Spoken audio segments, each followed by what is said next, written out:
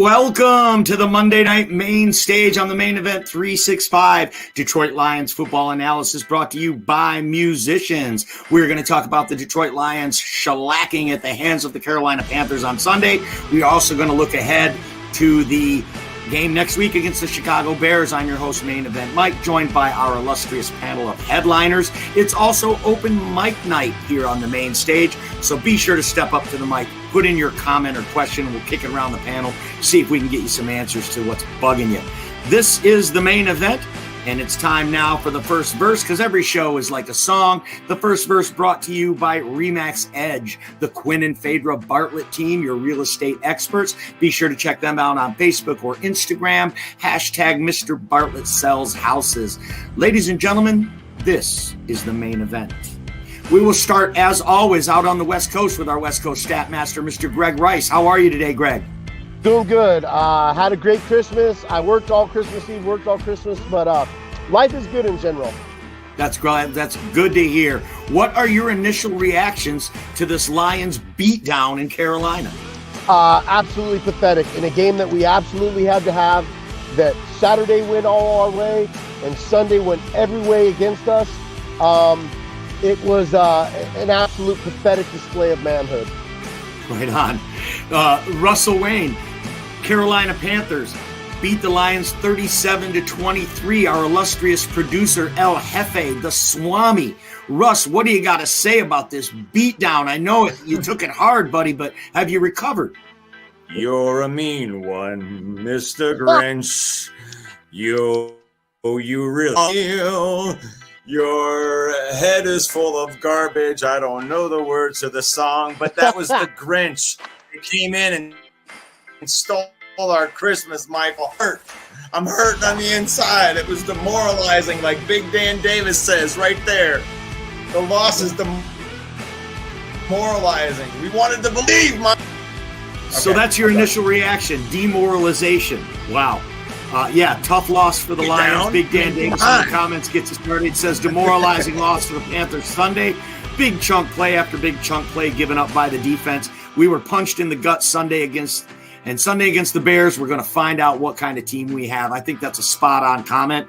Can this team, obviously the youngest team in the league, can they bounce back from such a terrible loss as this was? Actually, the Lions outscored the Carolina Panthers in the second half, but they had dug such a hole in the first half, they just couldn't get out of it. We'll talk now about the fakers and breakers in the game. Who performed well for the Lions and who was a faker in this game? Russ, who'd you like in this game? I'm president of the Jared Goff fan club, and I tell you what, man, the offensive line, which I thought was going to be the strength of the game, really, he played very well, garbage coming at him the entire game. So I got to give Goff my breaker. I don't know who else to give it to on the Lions. As far as the fakers, oh my gosh, I have to give it to the offensive line.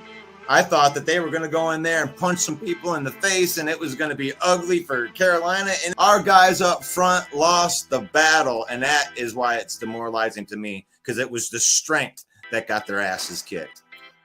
Right, exactly what we expected the Lions to do to them, they did to us. That's a spot-on analysis. And your boy, Jared Goff, 25 of 42 for 355 yards and 3 touchdowns, 0 interceptions. So can't put this one on Goff, all the Goff haters for sure.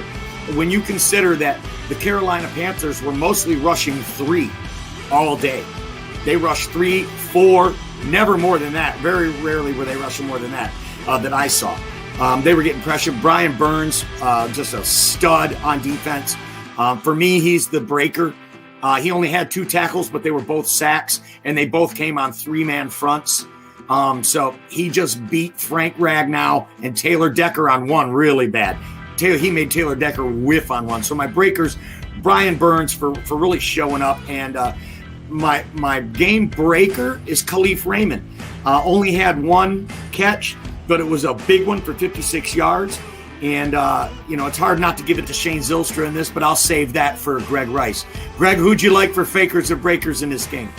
For breakers, man, I'll give it to our entire tight end room. When it comes down to it, They came through for us. They really did.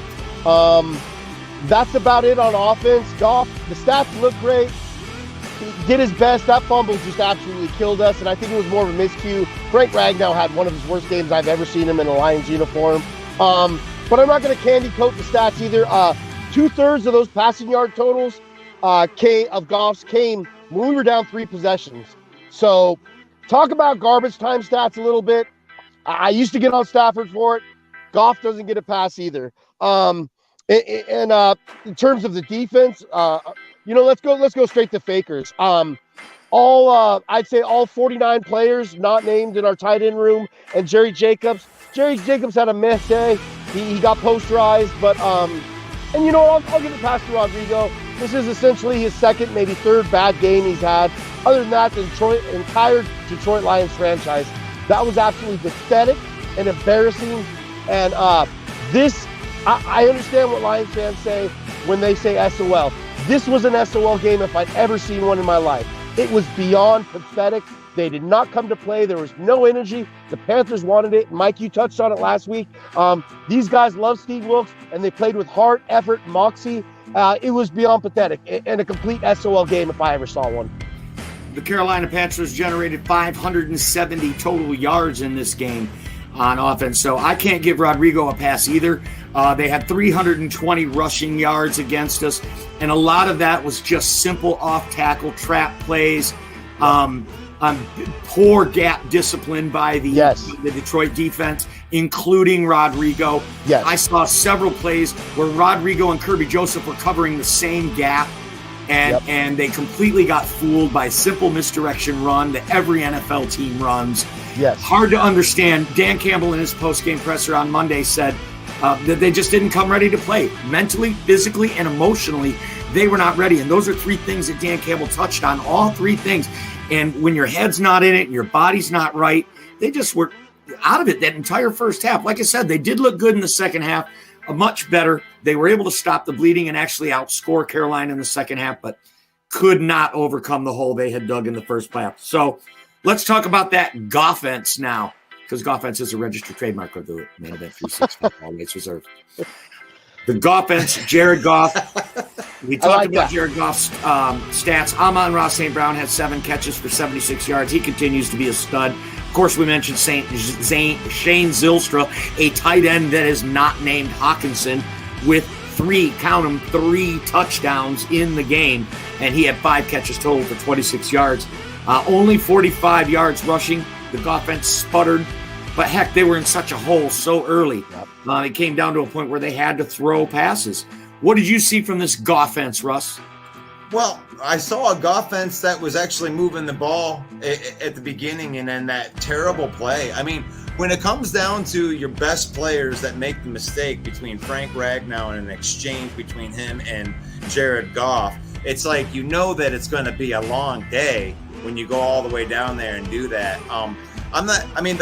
The Goffense was decent, and they did get some garbage yards at the end of the game. I will acknowledge that not all of those stats were in meaningful times, but there was a lot of it that was in meaningful times. It's really the defense that deserves more of the blame on that. The Goffense was decent, not great. How about you, Greg? Goffense, did it show up? They put up 23 points on a decent defense. Yeah, but like I said, a lot of this came when we were already down 3 possessions. I mean, you look at DeAndre Swift, 4 carries for 12 yards. Swaggy, 7 for 11, and I'm not talking the store. Jackson managed to get a carry for -1 yard. Like I said, I'll give a shout-out to the tight end room. 8 receptions, 3 first downs, 3 TDs, all by Zylstra. I mean, look, I'll put it to you like this, you guys. Our 3 lowest graded players, according to PFF, was Frank Ragnow, Evan Brown, and Jonah Jackson. Derek Brown, who no one's mentioned, this is the guy the Carolina Panthers drafted and expected to get, was an absolute nightmare. Just destroying all of them. Brian Burns, as you touched on. This was such a pathetic performance, you guys.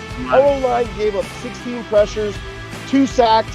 The 16 pressures came out to 2 sacks, 5 quarterback hits, 9 hurries, 4 passes batted down. 12 of our 18 players, 12 of the 18 players on the Panthers defense had above average to elite grades. The only one who didn't really cut it, who I was worried about, was J.C. Horn. He did, I think, end up leaving the game for a minute. Was targeted 5 times, gave up 5 receptions for 100 yards. That's really the only silver lining, you guys. This offensive line, this is the worst performance I can say I've seen since Belichick took us to the whooping shed. It's really hard to highlight anything that went right in this offense. Jared Goff didn't have a bad day per se. And he had no running game to help him out. It's just, we'll touch on the JMO thing a little bit later. I really find this dynamic very interesting, and his lack of targets this deep into the season when we need him. Yeah, one of our Facebook users chiming in with whatever happened to getting JMO more targets. Yes, I think that's definitely a valid call out, but I'm going to go ahead and give a pass. He's a young player. He's a rookie that hasn't been through training camp. He hasn't been, and now you're behind in the game. You need the guys that you can trust. So I really don't fault the Lions for not getting him that much. I mean, once we're in garbage time, hey, why didn't we let the kid go at that point? Yeah. Right. I mean, I get that. But Dan Campbell said he never really gave up on the game, though. He never thought about pulling Goff because he really thought that maybe we could get a score, an onside kick, another score, and maybe we're back into it. And personally, just me, I love that mentality from the coach Campbell. Don't give up, never give up. So I really appreciate that. And I think maybe putting JMO in and giving him a bigger load at that time might have been kind of a signal of giving up, right? Like we're putting in a guy that, we don't really trust that much. So I don't know. I think is okay. Next week at Chicago, though, Facebook user, I agree with you. I want to see JMO get some targets. We only got 2 games left in the season. I wanted to talk silver lining, and sometimes silver lining is getting your ass kicked. And Dan Campbell hit on this in his presser, and it really resonated with me. It was the strength of our team that got their ass kicked. We went in there thinking they were one way, and I know that it's not going to take a high-end amount of coaching to go to those guys and be like, look, you can't let anybody bully you like that. But you're the guys.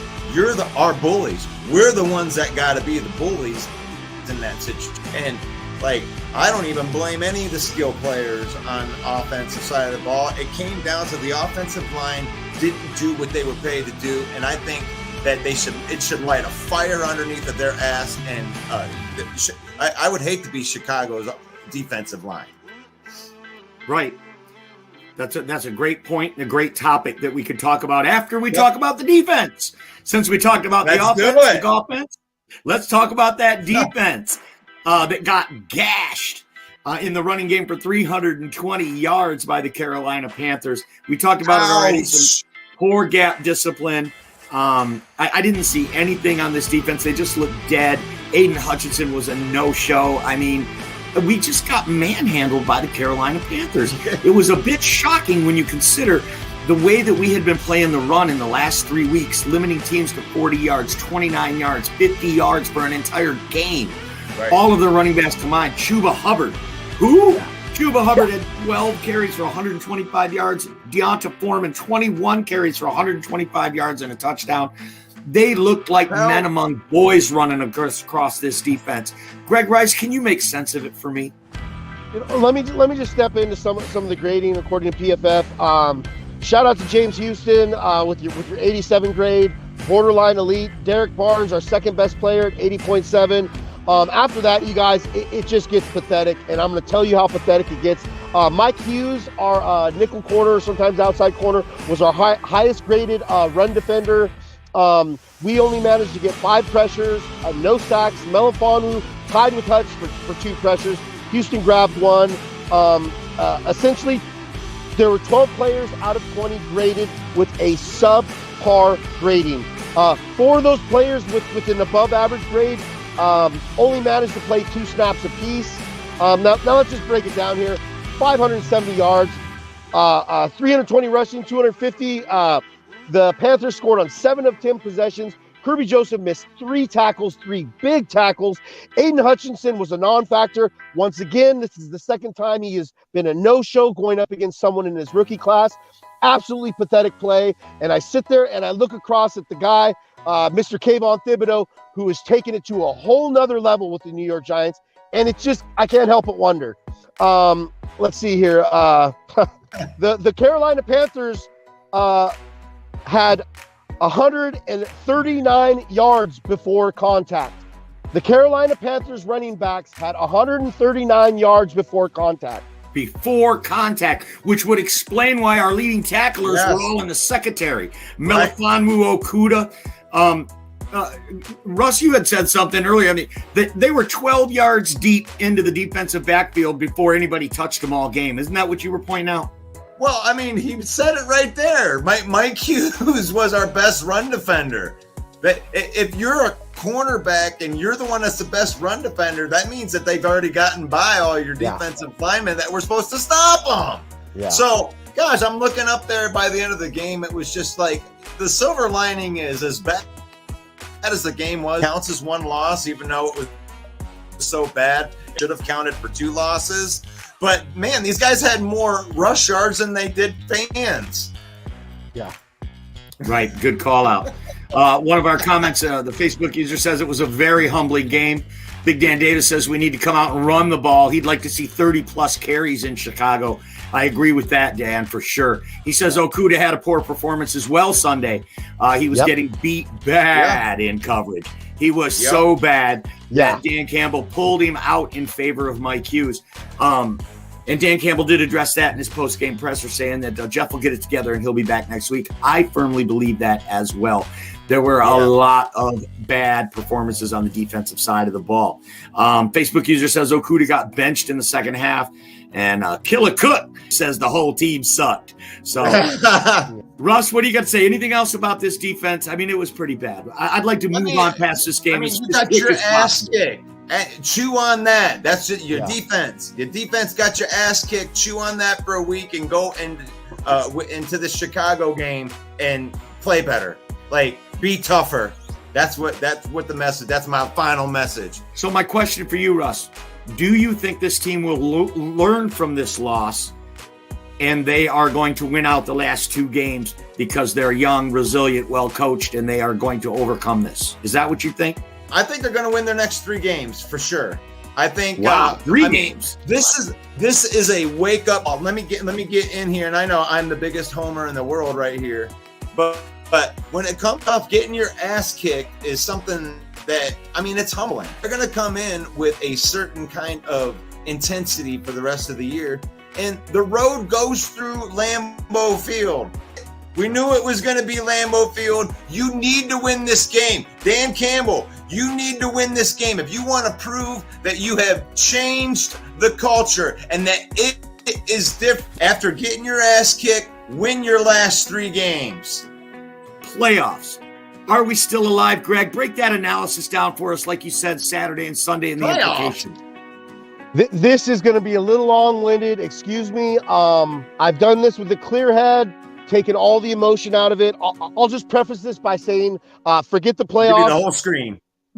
Thank you. With the results we needed, everything happened in our favor on Saturday, except our Detroit Lions showing up. The Seahawks lost, the Giants lost, the Commanders lost. It was an absolute pathetic display. We were outcoached, outplayed, and essentially just outclassed by a team that traded away their best offensive player, traded away their second best wide receiver, faced an interim head coach. What happened there? I'm not ready to talk about playoffs, and I got to do it with some Lions fans on social media who are of the mindset that, no, you guys, this is the NFL. This isn't the NBA. This isn't Major League Baseball where you can afford to lose key games when you're in a wild card hunt when you got 20, 40 games left. It does not work like that. This was our week. This was our chance to catch up, and we absolutely crapped the bed. Dan Campbell, you should be ashamed of yourself for allowing these boys to come on and put that on national air. That was absolutely disgusting. Now, for the people that are sitting here saying, we still got it. I understand that. I seen the scores just like you did. Let me break it down to you like this. There better be every Lions fan in this room tuning in to that Eagles-Saints game this week, because I'm going to put it to you like this. If the Eagles beat the Saints, and let's just say if the Eagles beat the Saints, that's it.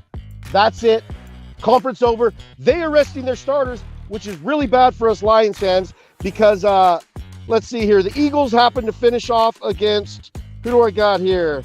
The Giants. So we can almost just put the Giants out of the way, needing to lose out the rest of the way. Not going to happen. Okay, let's go to the Commanders. With that Eagles win, they sew up the conference, like I said. Now you have the Dallas Cowboys, okay? The Dallas Cowboys, with their playoff spot guaranteed already, no need for them to play their starters. Guess who they play to finish the season off against? The Commanders. This was a game the Detroit Lions absolutely needed. So to you fans saying, oh, we're keeping pace by losing, absolutely not relevant. Absolutely just unreal thinking. That makes me sick to think that Lions fans, some of them justifying this loss, and it all ties into that SOL mentality of justifying losses in games that we had to win. We get on SOL fans, the ones that always think we're going to lose, I get that. But to the fans who justify losses in games that we needed to win, I'm sorry, I cannot get behind that. This was an absolute sick, disgusting game. Everything on Sunday that could went wrong did go wrong. The Packers are getting hot at just the right time. We need to go into Ford Field this week and absolutely dominate the Bears. Because if we do not dominate the Bears and we pull out a game like we did in our last game against the Bears at Soldier, then we are not beating the Packers. And let's be real here. Dan Campbell, at the end of the day, what do you want, a cookie for going 500 twice in a season? That might be Lions good. That is not NFL good. And that product you put on the field on Saturday was absolutely inexcusable. You want to talk about culture change? Show me. I'm not even talking about playoffs. Just beat the Bears. Just beat the Packers. Wow, what a rant by @GregRice20. I love it, brother. Thank you for those hot takes. He covered just about all of it, I think. Lions do lose to the Panthers 37-23. They make Sam Darnold look like Tom Brady. Darnold spread it out pretty good. He spread it to 7 different receivers. They were 4 of 6 in the red zone. He found his number 1 receiver, DJ Moore, 5 times for 83 yards and a touchdown. Sam Darnold, 15 of 22 for 250 yards. Might sound kind of pedestrian numbers, but when you're rushed for 320 yards, you don't have to be Dan Marino, let's face it. So I know Dan Campbell and the Lions want to put this game behind them. I know Russell Wayne wants to put this game behind him. I want to put this game behind him. Let's put a bow on it. Let's end this verse. Brought to you by Remax Edge, the Quinn and Favorite Bartlett team. Time now for the chorus. Every show is like a song here on the main event, and the chorus is brought to you by MattPatriciaStupidFace.com. Go to MattPatriciaStupidFace.com and enter your chance to win an NFL jersey courtesy of NFLShop.com and the Main Event 365. It's time now for our little segment that we like to call... We're going to bring in a Chicago Bears fan now. Well, I guess now we'll welcome to the program Mike the Bear fan. Welcome to the program, Mike. Welcome to the main stage. How are you? Good. Appreciate you guys having me come on for sure. But we really appreciate having you. You're coming off a pretty tough loss against the Buffalo Bills, 35-13, at your house, right? Yep. Unfortunately, yes. That had to be pretty bad. Any silver linings out of that truck sticking you took in Chicago? We controlled the ball the most. There wasn't much after that, I could say. You did win time of possession. Buffalo scored so quick you got the ball back. So you were able to control the clock. 12 on third downs. 2 for 12. That's terrible. And we 2 for 12 on third down, 1 for 4 on fourth down. Great call out. One silver lining I did notice from this game is you got Velus Jones back. And it was great for him to get his feet wet and start getting into the mix a little bit there. He had 2 catches for 52 yards, but he also had 113 return yards. So that's something maybe promising to look forward to the last couple of weeks of the season, maybe into next year. What did you see from that rookie? Well, I've been watching him all year. At first, it's like, man, he's just, I don't know if he's nervous or what, but he started the year off terrible. But he's actually, I think, throwing them nerves away. He's been playing better and better, and last week he did real good. And that's why we got him, is for the return, because he was dangerous on the return. Yeah, didn't he get hurt at the beginning of the year, Mike? Yeah, and now he's getting back and he's finally starting to get into the groove and maybe see what you guys had saw in him when you drafted him there out of Tennessee. So Cole Kmet continues to be Justin Fields' favorite target, 5 catches for 27 yards against Buffalo. The Lions happen to be the worst team in the NFL giving up yards to the tight end. Do you see Cole Kmet ready to bust out in Ford Field? don't know if he'll bust out because Bears offense totally switched its game. They basically went to a running quarterback play calls a lot. You know what I mean? So it opens him up. He's got to use his legs, you know. But he's definitely. I think he'll get like six to 8 targets personally. Okay. And we're going to kick it over to Gregg Rice out on the West Coast for Mike the Bear fan. Greg, you got a question for Mike? Yeah, first of all, I just want to thank Mike for coming on. Mike runs the House Hall Report at Sunday early in the morning, correct? Yes, sir. Hour before kickoff. Great show, you guys. You guys get a chance, check it out, man. Very informative, very good people. Yeah, Mike, so I just want to ask you something, man. So look, I understand it's been a little bit rough of a year for the Bears. I'm a Detroit Lions fan. I don't have too much to say after this game on Saturday, but one thing I do want to ask is, how would you grade your rookie class overall in its performance? People that have made it and people that have kind of faded, and you could look to draft the replacement next year.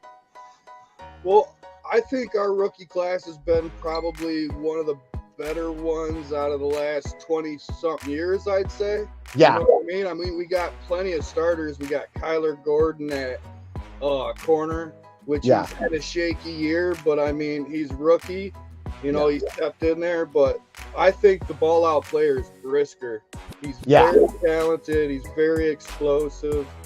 You know what I mean? He was out a couple weeks for concussion protocol, but and then you got Braxton Jones. He's played every snap on the offense. I think the only offensive player to do that for the Bears.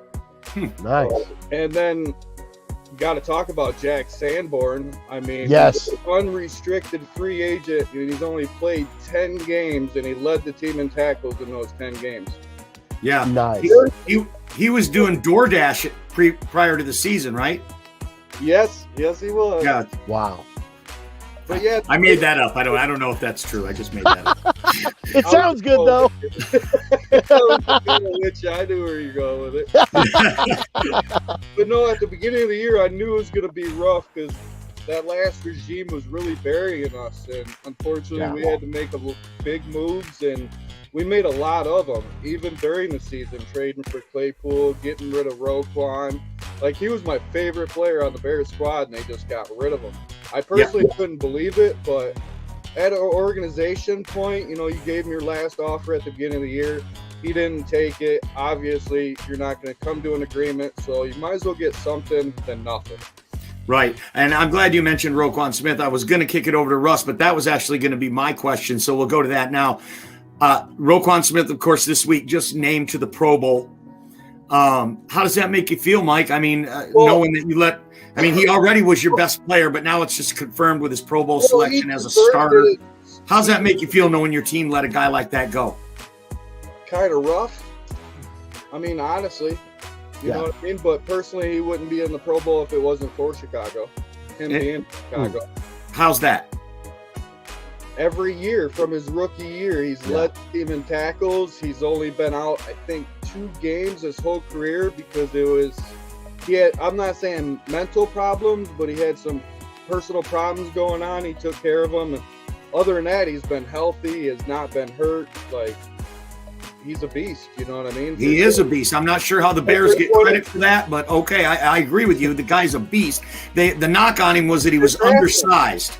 But he's one of the best coverage linebackers in the league for sure. And I'm trying to make sense of the move. We had a couple of guys from a podcast in Chicago back in week 10 when we played the Bears. And I asked them to make sense of it, and they couldn't make sense of it. And I'm asking you, make sense for me. Why did the Bears do this? Get rid of Robert Quinn and a Pro Bowl linebacker like Roquan Smith. What's the thing? Was it salary cap? Or you were going to lose him anyway, so you might as well get something? What was it? Pretty much all the above, I would say. You know what I mean? He was the biggest cap on the defense, and he only had one good year. Yeah, it was last year with breaking the record for the Bears for single season sack leader. But I mean, if you look at the full thing, they got rid of him, but what's he done? For one, he got hurt, and they voided out the last 2 years of his contract too, so they didn't have to pay him. Okay, so it was a salary cap move. Yes. Well, they make salary cap moves a lot of times when they're in a rebuild. Are you willing to say the Chicago's in a rebuild? Come on, we vamped our whole. Oh, we all know they're in a rebuild, but I can't get Bears fans to admit that they're in a rebuild. Of course it's a rebuild. If they're not going to admit that it's not a rebuild, they're lying to you. We literally changed everything. Yeah. Thank you. 100%. Thank you, Mike the Bear fan. All you other Bear fans, pay attention. The man knows what he's talking about. Well, I mean, we got a lot of good key players, to look forward to. You know what I mean? But the question is really, we're going to have a great draft position, not to mention a shit ton of money. Yeah. The question is, what are they going to do with that money? Mm-hmm. I hope they trade out and go get Hopkins or something. Because imagine Mooney, Hopkins, and Claypool. Wow, DeAndre Hopkins in a Bear right there wouldn't. I don't want to see that from Justin. Why he don't have anybody? That's 3 good receivers right there. Yes, sir. Right. Mooney would lose his number 1 spot for sure. Hey, Russ, you have a question for Mike the Bear fan? Yeah, I mean, I'm envious of the Bears and a little bit when it comes to the Madden style offseason that you guys are about ready to go into. Yes, sir. And my was like 130 million or something like that in cap, and then you got some pretty good draft picks too. So my question to you, Mike, is Justin Fields is going to his 3rd season. Now, you're in a rebuild. You acknowledge that you're in a rebuild. Is Justin Fields the guy that you're going to build around, or is he your block that is just going to get you to building the entire team and then dropping a quarterback in? Well, that could go either way. You know what I mean? Of course, I'm going to have high hopes for the kid. You know what I mean? He's explosive. He's very athletic. He's like, Lamar Jackson, Michael Vick. I just wish he would go to more of a throw first instead of run first. Right. You know what I mean? You're a quarterback. You're not a running back. Yeah. So what? I mean, but what do you think? Like in your gut, right? I personally right now, think, yes, he's gonna be the one to build around. Will it be Justin Fields is the guy? Yes. Okay. Yeah, that's what I wanted to know, man. Thank you. Our next question comes from the gallery from Jacob Lyle, who says, in 6 of Justin Fields' last 8 games, he's led his team in both passing and rushing. And Mike, I want to ask you on behalf of Jacob, do you think they should let Justin Fields continue to run like this? Because if you continue to let him run like this, we're not going to be talking about his career like Mike Vick. We're going to be talking about his career like RG3, where it's only 3 or 4 years long. So maybe you should let some other guys in the game while they're rebuilding to see who could fit in the future. Do you think they should let Justin Fields continue to run like this? I believe everybody would say no. Yeah. You don't want to do that because, like you said, he's just going to end up hurt and, killing his career. We got decent running backs. Feed them. We got Montgomery and Herbert. Like, that's a good duo. The question is is Monty going to be here next year? That's the question, and really nobody knows because what's the plan? I haven't really been right on any call that I've made from the draft to the season. Like, it's been just totally flippy dude. You know what I mean? But where it's going is I got good things for it. I try. It does kind of feel like they're hanging Justin Fields out to dry, right? I mean, they're just do it, kid. To dry, they're just trying to stay into the game. And since we got Claypool, he hasn't really done much. Is it like he's not learning the offense? Like, what is it? You know what I mean? Yeah. And we've been banged up all year, left and right. So it's just tough. I believe he's going to get his carries, but they're going to give it more to the running backs. But don't get me wrong, he's going to get his carries for sure. I don't think he's going to beat Lamar Jackson's rushing record. I mean, unless he goes for like 150, 160 on the Lions this weekend. But well, in week 10, the Lions beat the Bears 31-30, and Justin Fields ran for 147 yards and 2 touchdowns. Are you looking for Justin Fields to have that kind of production in Ford Field this week? It'd be nice for sure. But like I said, I'd rather see him open it up to, Pringle and them other guys. I agree. It would be nice to see him run that much and us win again. That would be great. Well, like I said at the beginning, I don't see the Bears winning another game this year. Wow. Who do the Bears have after the Lions? The Vikings. Oh, well. I love it, Mike. But realistically, I mean, the Vikings isn't going to do anything with that defense. And True. And the Lions and the Packers need help. You know what I mean? And like you said earlier, everything went your way except for the W. You know, the Packers are just, you know, they're like, yeah, everything went our way and we won. Like, yeah. But they got to win out for everything and need help. Is it possible? Yeah. But, I mean, anything can happen in this league. Well, I want to talk about draft needs now, about the Chicago Bears coming up.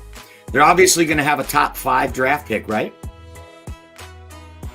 Yep. So what are you looking for the Bears to take with that first pick? Or are you looking for them to trade back and get more draft capital? I believe they will trade back because Poles, his specialty is drafted. And his first year, which is this year, he did a great draft for what he had and what he changed it to be. Turned out great. Yeah. And now we're going to have a top 2 pick. We're probably going to get the number 2. We're not going to get the number 1. It's impossible. Can't do it. So I think they're going to trade down, but our needs is offensive line, a lineman, but we really need a lot of help on that defensive line. We don't have pressure. You're going to have a chance to draft Will Anderson from Alabama. You're going to have a chance to draft Jalen Carter from Georgia. And if you need help on the defensive line so much, why wouldn't you take game-changing guys like that rather than trade back? Depends who you trade back to. There's a lot of what ifs. You know what I mean? I would like any 2 of those names that were up there. You know what I mean? 100%. But one of the 2 guys could possibly be there at the 5 spot. And if we trade down to the 5 spot, we could possibly get one of them. Mm-hmm. Yeah, and that's a good point because there are a few teams that are going to need a quarterback this year. Obviously, Chicago has their quarterback in place. So I think Chicago's in a prime spot to move back, still get the guy they want, and get some more draft capital. Jaquan Brisker, can't say enough about this kid. I think he's a future Pro Bowler. Russ and I were pining for him on draft day for the Lions to draft him. And, of course, then Brad Holmes shocked the world, moved up 20 spots to take Jameson Williams.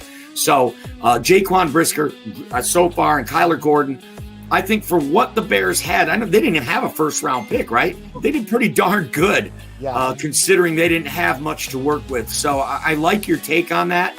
And you think they'll move back so another team can get a quarterback. I think that's definitely a realistic possibility. One of our gallery people, Jacob, says Jalen Carter sure won't be there at 5. Maybe Anderson, but only because he's shown to have penalty issues. I don't think either of those guys will be there, Jacob, myself. All right, well, moving on. Time to move on now to our section that we like to call The Bridge. Has anybody seen The Bridge? Where's that confounded bridge? Brought to you by Mothers of Joy, nonprofit organization helping mothers and their children. So we're going to talk now about this upcoming game in Ford Field. Bears don't have really anything to play for. Lions are trying to win out to win their keep their playoff hopes alive, but obviously the Bears division rival, they want to spoil it for the Lions. Hey, we've got a new member of our panel just joined us. It's Guy, the Skywalker Guy from the C&G podcast from Chicago. He's a Bears fan too, Mike. How you doing, Guy? Merry Christmas. Welcome back to the program, guys. So great to have you. What are you seeing? What are you seeing? Give us your thoughts on this game coming up between the Bears and the Lions. We should go out there and try to beat you guys. If everything is locked up for the Bears as far as that second overall pick, and we get you guys outside of the playoffs, you guys don't get in, and we can beat y'all. That's a win in my book. We keep our pick. We keep y'all out of the playoffs because y'all got smoked this weekend too against Carolina. So let's not forget about that. So if we can have a good division rivalry game, and we can beat you guys to keep you out the playoffs, man, that's a successful year. And that in itself should be enough motivation for the Bears to come in and play hard and make it a game. Yeah, but say they do come in and win, that number 2 spot is not locked in. The Bears do win. Yeah, we got 3 wins. There's a couple teams with 4 wins. So if you win, you're just hurting yourself for that draft capital. When we don't have really anything to play for this year except for the future. Ooh, that kind of changes things a bit, doesn't it? The Bears might be better off losing this game. What do you think of that, Guy? I mean, yeah, of course. I was saying hypothetically speaking, if we can lock it up, or whoever gets the 5th win, whoever the Texans or whoever, if we could have locked it up this weekend, for sure, I would have said let's beat the Lions. But going forward, the Bears have $100 million in cap space, at the least the number 3 overall pick. Justin Fields is looking like the franchise quarterback we've been looking for 102 years. So, it's all up for Chicago right now. There's really nothing for us to really be focusing on Bud going into next year in free agency. Is the fan base in Chicago, they're that excited for this Justin Fields guy, right? I mean, they don't see a problem with him running all that much and putting himself out there and potentially being a corpse. What do they know about having a good quarterback, man? What do they know? What do we know about having an elite quarterback as a Bears fan? What do we know? Yeah. You don't. If you really don't know football, they don't really know what Justin Fields really is. They're saying he can't throw, he's inconsistent, everything of that nature. But this fan base doesn't really know what they have in Justin Fields. Because I see a lot of other, Bears groups and pages. They're just like, he's not the one. All he do is run. It's like everybody's going off a narrative that he's a running back, and he's not.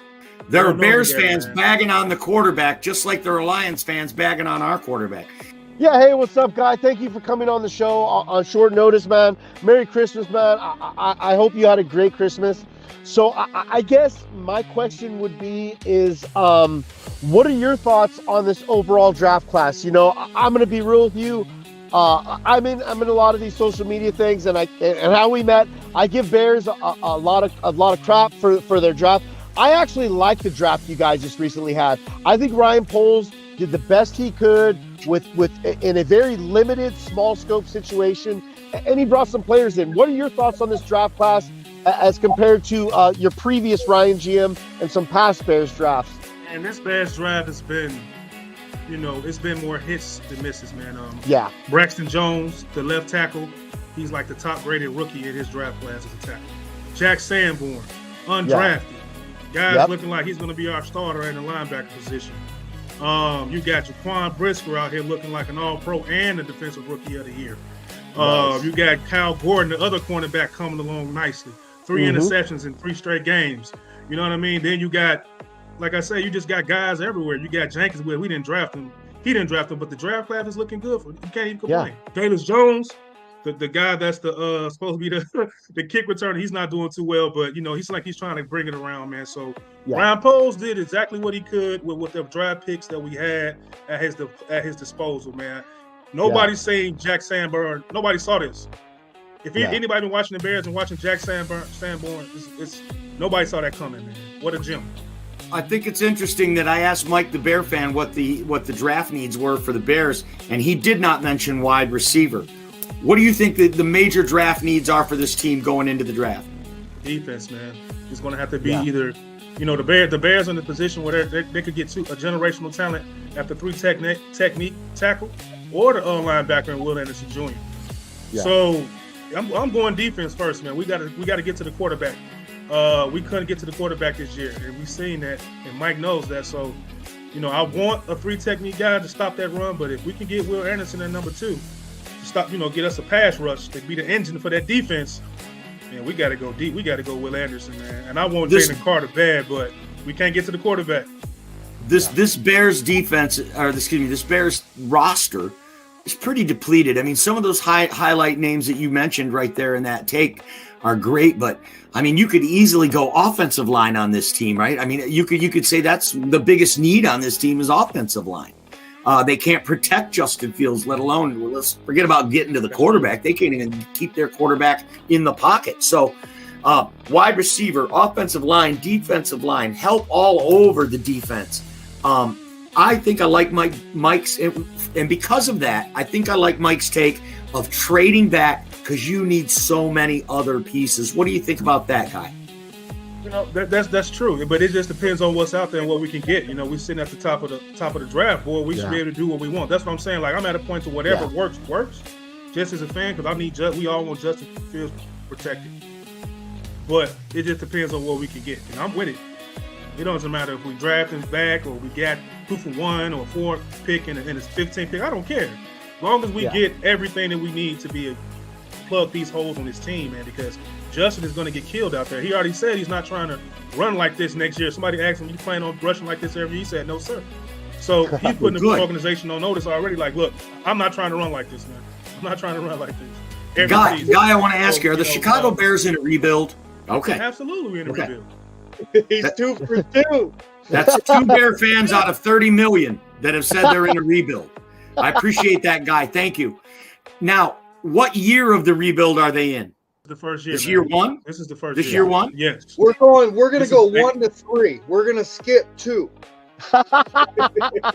You got your quarterback 2 years ago now, right? I mean, he's not a rookie this year. He was a rookie last year. Well, so wouldn't last year be year one of the rebuild?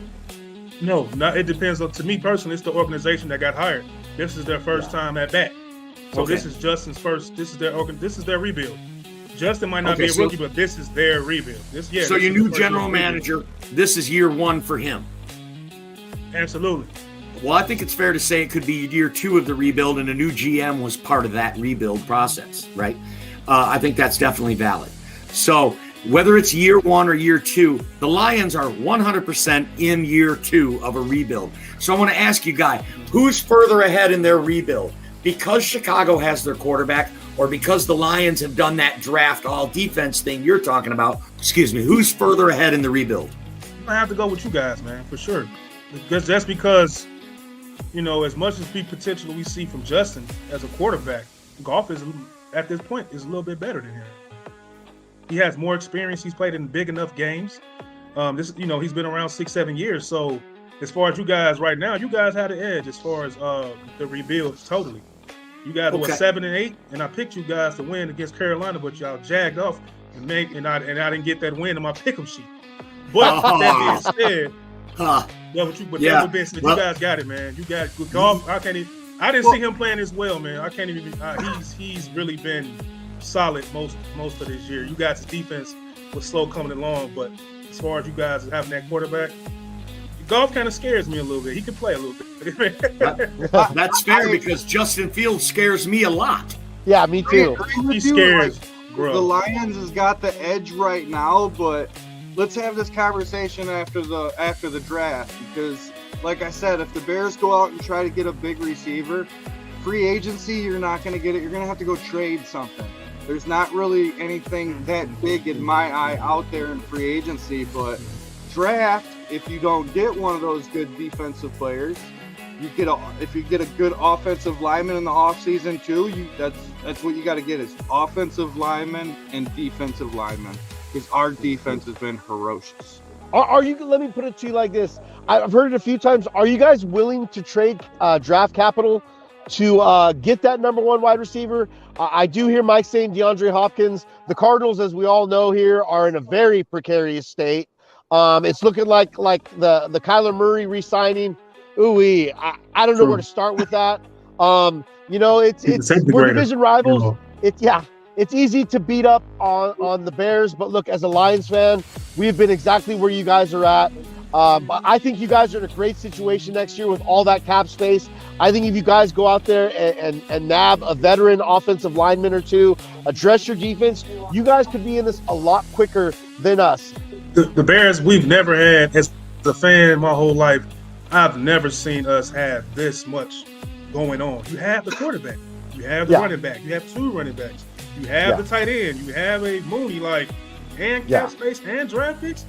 Never seen it. We might have saw it with Cutler, Bennett, Forte, Jefferson, but they didn't do nothing with it. But this is probably since that time frame that I saw offense, and I'm like, this is scary. As you say in the draft, I personally would rather see them lose out than win out because if we win out, we could skip 4 positions, 3. The Broncos. Good point. I agree. Well, I just want to say thank you so much, guys, for coming on the show. We're going to move into our last segment now, and I think it is actually probably an internet first. We've had 2 Chicago Bear fans on the same panel, and not once has 1985 been mentioned. So kudos to you guys for keeping yourself in the present and the future. I really appreciate that. It's time now for our last segment. This is the outro of our song. It's a segment we like to call Predictions. And we're going to get some predictions from these Bears fans on this upcoming Lions game Sunday at Ford Field, where the Detroit Lions are a 5-point favorite against the Chicago Bears. I'm going to start with you, Mike, the Bear fan. Detroit -5 at home. Who you got? Give me a score. You got to play the points. Like I said before, I think we're going to lose out. I think we're going to play pretty decently, but I don't think we have enough tools to win at this time. I believe the Lions will win. I believe we will cover the spread. I think it'll be 21-17. I like Nice. it. I like it. He likes the Bears to cover the spread. It's a divisional game. They're always close. I think 5 might be too many in this game, especially if the Lions aren't able to shake off that performance they had in Carolina. Guy, time for you. Give me a winner and a score in this game. Oh, I'm going to my Bears fan, my brother over there, man. And I know Mike from working with him on our own podcast, CNG Song. What's up, Mike? But I'm going my brother over there, man. I'm going Detroit, man. We're going to cover the spread, like you said, and I'm going to go 28-20. Lions win. Bears Lions win 28-20, then the Lions cover the spread. Right. Okay. All right. All right, guys. I appreciate your honesty. We usually kick everyone off so you don't have to hear us be homers, but I'm going to let you guys stay on today since you guys both picked the Lions to win. Gregg Rice, it's a topsy-turvy world. It's weird, upside-down Freaky Friday on a Monday night main stage. I want you to give me your winner and a score at Gregg Rice 20. If the Lions give double the effort that they gave against the Panthers, we will lose this game. Absolutely what we saw against the Panthers, that's how bad and atrocious that play was. I will say this, I expect this Lions team to be absolutely motivated. We need a statement win versus the Bears to build up our confidence. I don't think a close game win gives us much hope going into Lambeau the following week. Hope to God we're not overlooking the Bears like we obviously did the Panthers. I'll take the Lions 30-21 in this game. Gregg Rice, 30-21. He says the Lions covered by 11. Now that seems a little bit more like it. They put up 31 against the Bears last time on the road. I certainly think they can put up 30 at home. I like that call out, 30-21. Russell Wayne, the Jared Goff fan club president. In this game, I think that I have respect for the Chicago Bears. I love the idea that you guys have a Madden pool when it comes with your off season. Because every time I always start franchise mode, getting rid of all the old guys and then getting a draft set up, and I really appreciate that. But we did get our asses kicked by Carolina on Saturday, and it was demoralizing. And I think Dan Campbell's going to challenge the offensive line to play extra physical in this division game at home. Justin Fields is a weapon. So I do think they're going to score some points on our defense. So I'm going to pick the Lions to win 31-21. I thought you said we were going to hear some homer answers. Definitely some homer answers. Oh, that's legit. That's legit. I mean, that's only 9. Let's save the best for last. But I'm going to get my prediction in real quick. I think the Lions are going to crush them. I'm going to say it's going to be 28-0. Lions win this game at home. They're going to blank Justin Fields. The defense got embarrassed, just like the Carolina Panthers defense got embarrassed 2 weeks before, and they came out and showed everybody what's what. I think the Lions do the same thing this week against the Chicago Bears. Hey, guys, Bears fans, thanks so much for being on. You guys were great in Week 10. You're great again here in Week 16. We appreciate you so much. Much respect to you and your fans and your franchise. Thanks for coming on and representing your team well. We're going to reach back out to you. Don't forget about the Main Event 365 extravaganza we're going to be running on draft day in April. The NFL 2023 draft is on April 24th this year, and the main event will be leading up. We'll have special guests when the Bears are on the clock. We're going to have Mike the Bear fan and Guy right here in the same panel talking about what they're going to pick. We're going to look back at this day and remember what you guys said they should have drafted and see if the Bears listen to you and get some more in-depth analysis at that time. So thanks again, guys, for coming on. For everybody who put their comments in on the open mic night, we really appreciate you. Big Dan Davis says 28-24 Lions.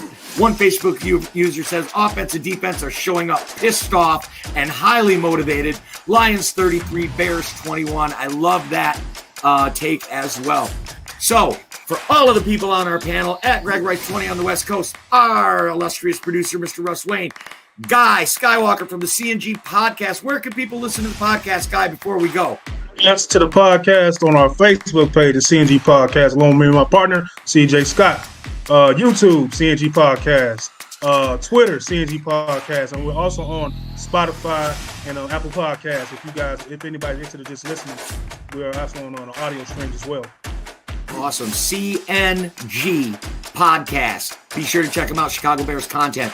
All right. Russell Wayne, Gregg Rice, Mike the Bear Fan, and Guy, CNG Podcast. I'm Main Event Mike. God bless each and every one of you. Peace out.